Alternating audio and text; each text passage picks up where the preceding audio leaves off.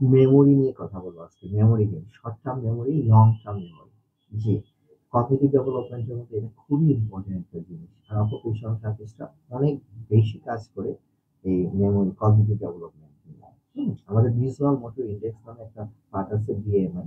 BMI এটাকে অ্যাসেসমেন্টও করে থাকি একাডেমিক প্রোগ্রামের বাচ্চাদের জন্য, এটা খুবই কাজে লাগে। আচ্ছা, ওদিকে আসতে যাবো না, শুধু মেমোরি গেম নিয়ে একটা কাজ দেখাবো, বাসায় দয়া করে এটা করবে।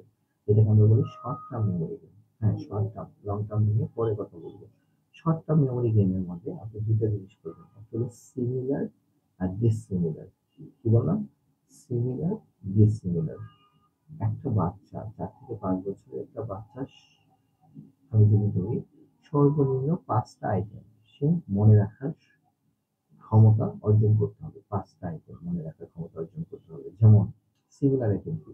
যেমন এটা কলম।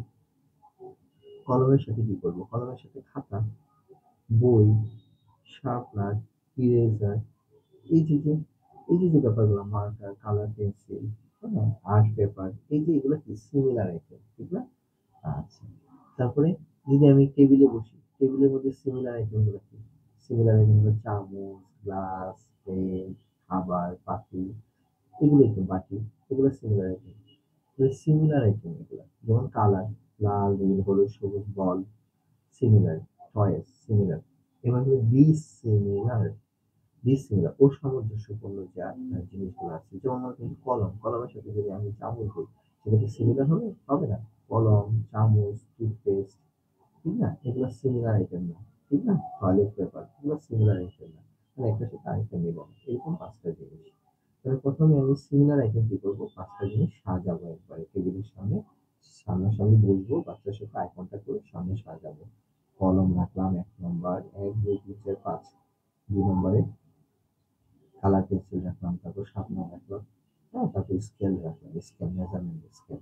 তারপরে এটা ওকে পড়ালাম। দেখো, প্রথমে কলম 1, 2 শার্পনার, 3 ইরেজার, তারপর 4 স্কেল, 5 হলো, হ্যাঁ, 5 আপনার জন্য বুক রাখলো। এভাবে এটা বললাম, দেখানোর পরে এটা বন্ধ করে দিল। বন্ধ করার পরে দেখে দিব আর দেখে দেওয়ার পরে আমি তাকে জিজ্ঞাসা করবো, বলো তো তুমি কি কি দেখেছো? তাহলে সে বলার চেষ্টা করবে। প্রথম দিকে কিন্তু সে উল্টাপাল্টা বলুক, কোনো সমস্যা নেই। এটা আমরা ওইভাবে গ্রাহ্য করবো না। হ্যাঁ, কিন্তু যখন সে শিখে যাবে, তার মেমোরি ডেভেলপমেন্টের জন্য আমি চাবো অবশ্যই সে যেন সিরিয়াল মেনটেন করে করতে পারে, যে 1 নম্বরে কোনটা ছিল, 2 নম্বরে কোনটা ছিল। এগুলো হয়তো আপনার যখন তার সাথে কাজ করবেন ব্রেন ডেভেলপমেন্ট নিয়ে, তখন কিন্তু সেই জিনিসগুলো সে বলতে পারবে কিন্তু। ঠিক আছে? এটা একটা হতে পারে। ডিসিমিলারটাও কিন্তু সেম একই ভাবে। হ্যাঁ, যখনই এটা হলো, এটাকে বলে আমরা প্রাইমারি লেভেল। প্রাইমারি লেভেল থেকে যখন সে 5টা আইটেম বলতে পারতেছে, তখন সেটাকে আপনি যেটা করবেন, একটু মডিফাই করবেন। হ্যাঁ, একটু চ্যালেঞ্জ দিবেন, যেটাকে গ্রেডিং বলি আমরা। যেখানে চ্যালেঞ্জ নাই, সেখানে কোনো শিক্ষা নেই। যেখানে চ্যালেঞ্জ আছে, সেখানে শিক্ষা আছে, লার্নিং আছে। No learning, no challenge. ঠিক আছে? এটাই আমরা বলি আরকি সবসময়। হ্যাঁ? তাহলে যেটা করতে হবে, এখন আপনি যেটা করবেন, আপনি এখানে টাইম দিবেন। আপনি তো সাথে সাথে জিজ্ঞাসা করছেন, ডেকে নিয়ে এবার আপনি টাইম নিলেন। হ্যাঁ, টাইম নিলেন, ওকে বসায় রাখলেন। অনেক সময় আমরা যেটা করি, ওকে ডাইভার্ট করার চেষ্টা করি। তোমার নাম কি? তোমার বাবার নাম কি? মার নাম কি? একটা দুটো প্রশ্ন করে তারপর তাকে জিজ্ঞেস করি, বলো তো কি কি দেখেছো? চিন্তা করছেন? এই যে শর্ট টার্ম মেমোরি, তাকে আস্তে আস্তে লং টার্মের দিকে নিয়ে যাচ্ছি। কারণ আমার টার্গেটই তো, আর মেমোরি ডেভেলপমেন্ট না হলে তো তার এডুকেশন আসবে না। সে কোনো কিছু মনোযোগ দিয়ে মুখস্থ করতে পারবে না। মুখস্থ বিদ্যা তো ডেভেলপ করাটা খুব দরকার। দেখছেন অকুপেশনাল থেরাপিস্টরা কিভাবে কাজ করে বাচ্চার মুখস্থ বিদ্যার জন্য? একাডেমিক লেভেলটা খুবই ইম্পর্টেন্ট, এবং এটা ধীরে ধীরে কিন্তু এভাবে অকুপেশনাল থেরাপিস্টের শরণাপন্ন হয়ে আপনারা কিন্তু তার একাডেমিক লেভেলটা আস্তে আস্তে ডেভেলপ করতে পারবেন। তার রিডিং, তার রাইটিং, তার স্পিকিং, তার লিসেনিং স্কিল ডেভেলপ করতে হবে। এবং 4টে স্কিল খুবই দরকার একাডেমিক স্কিল ডেভেলপমেন্টের জন্য। এবং সেখানে একজন দক্ষ অকুপেশনাল থেরাপিস্টই পারে আপনার শিশুকে হেল্প করতে, আপনাকে সাহায্য করার জন্য। তাহলে মেমোরি গেমটা ক্লিয়ার। Similar, dissimilar. সিমিলারে কি বলে? Similar item. ডিসিমিলার কি বলে? অসামঞ্জস্যপূর্ণ যে জিনিসগুলো আছে, একটার সাথে আরেকটা মিলে না। ঠিক না? কলমের সাথে টুথপেস্ট, টয়লেট পেপার, এটা সেটা। এইভাবে দিলাম। ঠিক আছে? প্রথম দিকে কি করলাম?